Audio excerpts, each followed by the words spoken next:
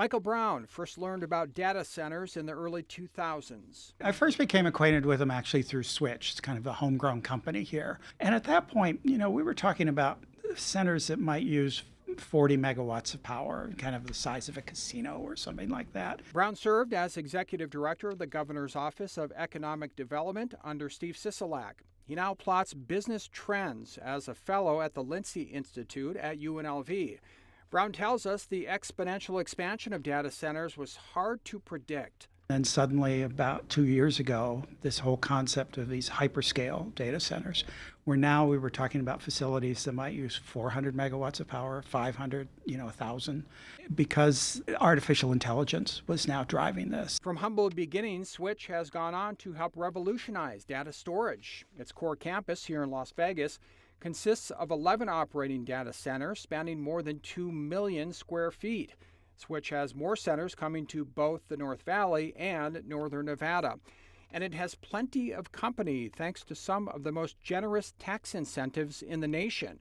The state offered sales and use tax rates as low as 2% and tax abatements as high as 75%. And I understand the thinking at the time was that we wanted to attract the attention of the technology community over in Silicon Valley. And my predecessor and the previous governor, Governor Sandoval, was like, how do we get some of the investment from Silicon Valley over here? But with that investment came the need for sufficient energy, water, and land to keep the centers running. Some say Nevada is just not there yet. There's uncertainty in whether we can build out generation and transmission fast enough to keep pace with data center developments, or if these developments will overwhelm our utilities planning cycles. Eric Hansel is a scientist at the Desert Research Institute and the co-author of a study on data center water and electricity in Nevada. He says right now the state doesn't have the transmission lines needed to handle the influx of data centers. Hansel's research shows data centers consumed 22% of the power generated in Nevada in 2024. He estimates by 2030, just a dozen data centers could use nearly 3 times as much electricity as Hoover Dam generates. Sean Elisegi, the Senior Vice President of Regulatory and Resource Planning for NV Energy, tells Fox 5 the utility is prepared. One of our core responsibilities is to plan for both the energy needs of Nevadans today and well into the future. NV Energy is currently constructing hundreds of miles of new transmission lines for both current customers and those who will come online in the future, including data centers. However, Elisegi tells us if the data centers need additional infrastructure to power their campuses, they will have to pay for it themselves. One of our key objectives is to ensure that any form of growth pays for itself, whether that's data centers, hyperscalers, or other types of load, because we're obligated to serve and plan to serve the requests that we receive. Some data center developers are not relying on others to provide their power. A number of campuses in northern Nevada have proposed private power plants and generating stations. So far, regulators have approved none of them. And then there's the issue of water use. Something to consider is that Nevada, of course, has the propensity for drought combined with the fact that many of our state's hydrographic areas are over-appropriated, meaning we've taken more water than what can be naturally recharged. More than 25 years of mega drought have left the West desperate for water, and data centers are drinking deep. In 2024, Google's Henderson Center used more than 404 million gallons of water, keeping its servers cool. None of that water is reclaimable because all of it was reduced to mist.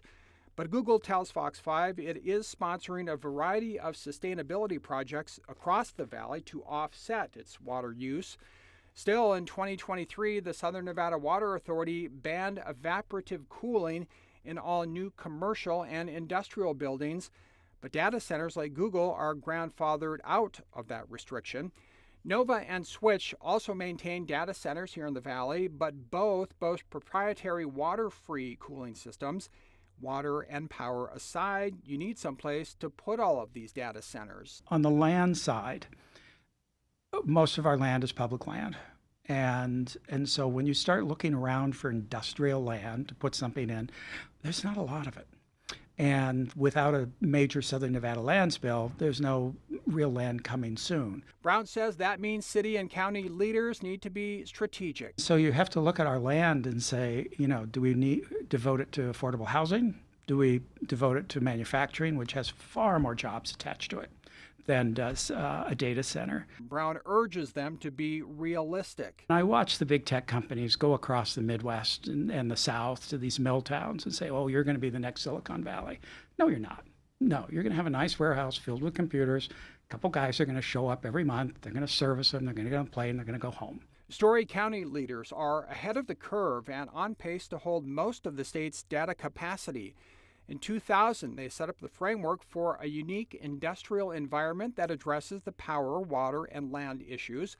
The resulting district east of Reno now houses most of the county's 7 data centers, with more under construction. It's not a model that will work everywhere. But I guess when you take those 3 issues, energy, water, land, we just can't sign on every proposal that comes through the door. And Hensel urges leaders to proceed with caution. We have this opportunity to assert Nevada as a central player in the increasingly digital world.